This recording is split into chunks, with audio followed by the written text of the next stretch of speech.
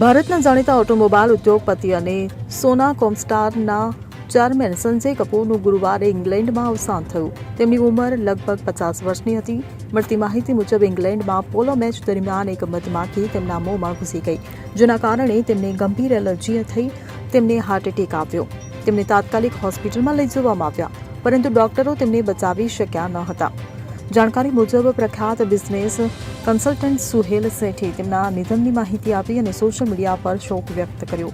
ઉલ્લેખનીય છે કે તેમના મૃત્યુના થોડા કલાકો પહેલા જ સંજય કપૂરે અમદાવાદમાં એર ઇન્ડિયા વિમાન દુર્ઘટના પર શોક વ્યક્ત કરતી પોસ્ટ કરી હતી. તેમની પોસ્ટ હવે સોશિયલ મીડિયા પર ભાવનાત્મક રીતે વાયરલ થઈ રહી છે. એક યુઝર્સ લખી રહ્યા છે કે થોડા કલાકો પહેલા તમે બીજાઓ માટે પ્રાર્થના કરતા હતા, હવે બધા તમારા માટે પ્રાર્થના કરી રહ્યા છે. જીવન ખરેખર ખૂબ જ અનિશ્ચિત છે. નોંધનીય છે કે સંજય કપૂર અભિનેત્રી કરિશ્મા કપૂરના પૂર્વ પતિ હતા. તેમના લગ્ન જીવનથી તેમને 2 બાળકો છે, પુત્રી સમાયરા અને પુત્ર કિયાન. આ દંપતીએ 2014માં પરસ્પર સંમતિથી છૂટાછેડા માટે અરજી કરી હતી અને 2016માં તેમના છૂટાછેડાને અંતિમ સ્વરૂપ આપવામાં આવ્યું હતું. બાદમાં સંજય પ્રિયા સચદેવ સાથે બીજી વાર લગ્ન કર્યા હતા. Bureau report CN24 news. હવે જુઓ દેશ દુનિયાની તમામ ખબરો તમારી આંગળીના ટેરવે.